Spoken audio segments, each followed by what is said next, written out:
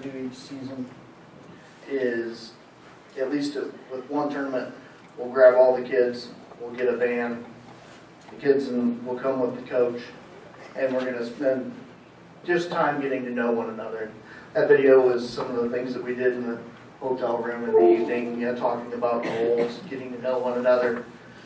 Other things that we'll do, and please accept our apologies in advance because we probably won't get a whole lot of notice when we're going to do it, but we'll do excursions between games. Last year with our current 8th graders, we took Henry. Henry, you want to stand up for a second? Henry had to go to Walmart and help people pack their bags and take them out to the car and so on and so forth. And if you know Henry really well, he doesn't really want to talk a lot to people that he doesn't know. And it was a good experience for the whole team, getting to know and getting active and getting into a situation where they're uncomfortable and working their way through it. So it's one of the things that we try to do each season. We won't give you a lot of notice. It's kind of spur of the moment when it works. But I think it's an important part of, we feel that it's an important part of what we do. Coach Ken Warts here with Mental Magic.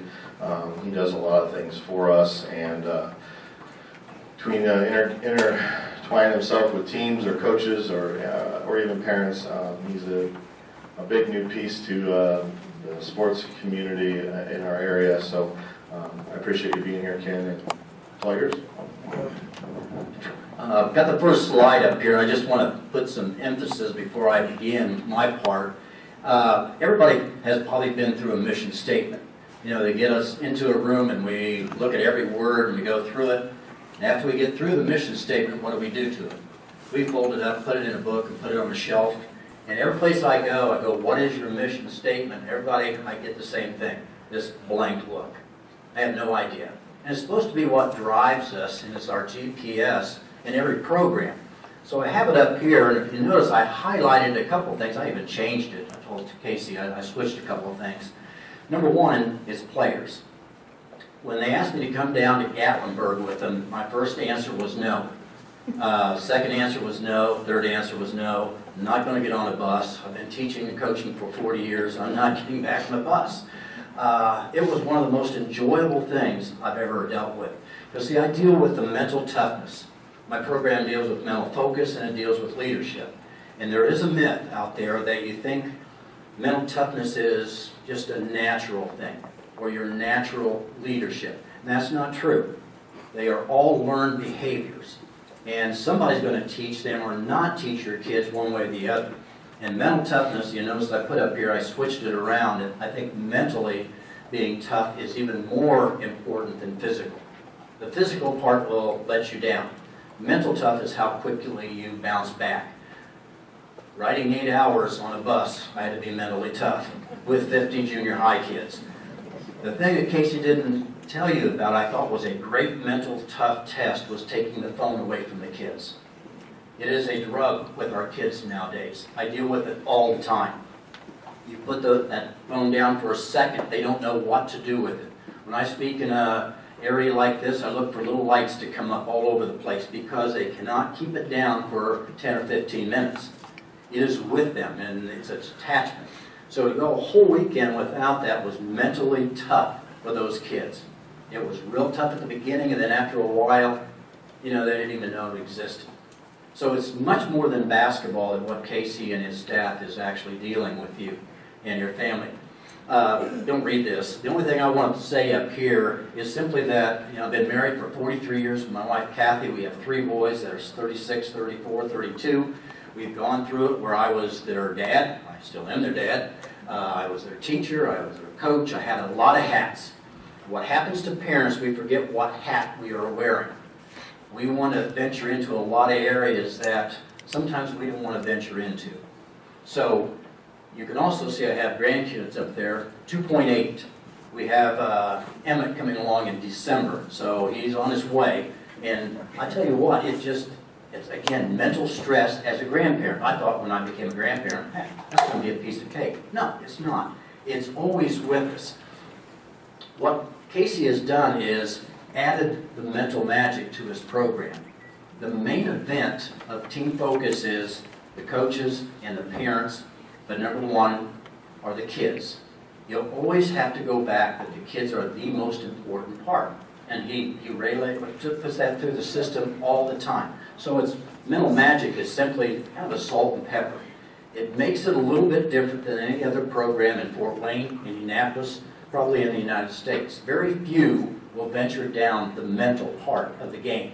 And I think it's probably one of the most important things in the United States and what we are going through. We have to be mentally tough because it's never going to go away. Mental toughness is defined by this, and I want you to look at yourself rather than your kids, because we're going to teach your kids. The question is, have you been taught? Mental toughness is how do we handle effectively, because we're not going to be perfect at it, stress, pressure, changes, and challenges, which happens all the time. Our kids will have a referee that will call a bad call. When they're playing really well, I hardly ever watch. You know, I'm not really concerned about the wins. I'm not concerned about when things are going super. I look at it when things go south. That's mental toughness. How do you react, and how quickly do you react? I do this not only with kids, I do this with colleges. I have kids that are men that are 6'10". They are in men bodies, and they are mentally soft. As soon as something goes wrong, they collapse, even though they've got the body that says differently. So we have to teach our young kids how to be mentally tougher, because the next phase is always going to be there with something different, even at our age. So today I'm just going to talk about how parenting coaching can be fun. Notice I put fun in there. It's a big, big thing that we need to go back to, because sometimes we get way too serious as parents. Somewhere along the line we change. The kids do not change. We as parents change. At the top, I always start out with my program is 2 Timothy 2:5. It simply says, if you're going to be an athlete, you cannot accept the prize unless you play by the rules. Don't cheat. So I always tell the athletes, don't cheat in practice, don't cheat in school, don't cheat boyfriend or girlfriends. If you have a boyfriend or girlfriend, don't have a boyfriend or girlfriend right now. They're a distraction. But also, all the way through life, if you just play fair, life is not going to be perfect, but it's going to go a lot better than if you take shortcuts. Really. Well, Sullivan here had a speech that he talked about the changing project that we as parents have to change a little bit because he saw things kind of going in a different way that wasn't good for kids. He talked about this. He said 40 million, just like our kids in here, go out for youth sports every year. The stat that kind of caught my eye is 70% of the kids will quit in the middle of the season or at the end of the season, will not go out next year by the age of 13. I was a 7th grade science teacher for 40 years. That's the 12 to 13-year-old. And why would they quit at that time? Almost 4 out of 5. And being a science teacher, I had to say, I've got to find a variable. So I did. I started looking at it, and it comes down in soccer. Probably all of us played soccer at one time. I watched it, and I did not understand it as a varsity coach. It made no sense to me. You put 10 kids next to a ball, and they just around the ball for an hour. They don't move, they just go just from about 10 yards. And everybody seems to be happy. The kids are kicking each other in the shins, they're falling down, they're laughing and giggling. Parents are happy, coaches are happy, except for one guy, myself. And I'm sitting here going, this is not fun. I don't understand this. There's nobody scoring, there's no rhyme or reason to it. My wife is just saying, Ken, you gotta relax. I don't think so. And all of a sudden, it ended up 1-1 because my son scored twice. One for one team and one for the other. And everybody was happy. Every time he scored, they just got around him and patted him on the back and they giggled and laughed. And 1-1, and we're happy. Isn't that not the way it's supposed to be? My son and I walked next to the high school and we were going by a soccer field. And they were playing, and I don't know if the goalie made a mistake. Something happened, but the coach was yelling at the player coming off the field. At that time, there's a dad that was standing behind the coach. I'm not sure what he was yelling. I don't know if he was yelling at the coach, he was yelling at his son, he was yelling at the official. I refereed for 38 years. Got yelled at a lot. You got to be mentally tough to be an official. You really do. But the whole climate of this game was different. There was just anger all over the place. My 5-year-old son squeezes my hand, looks up, and he goes, "What game is this, Dad?" Could not tell it was soccer.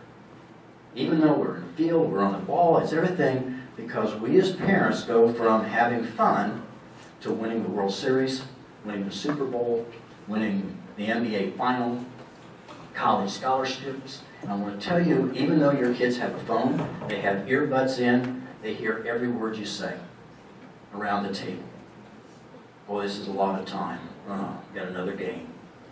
Well, I didn't quite agree with what the coach said on that one. Boy, the money is just outrageous. And the kids will listen to every word, and all of a sudden they will look at you and say, "I don't think Dad and Mom are having fun."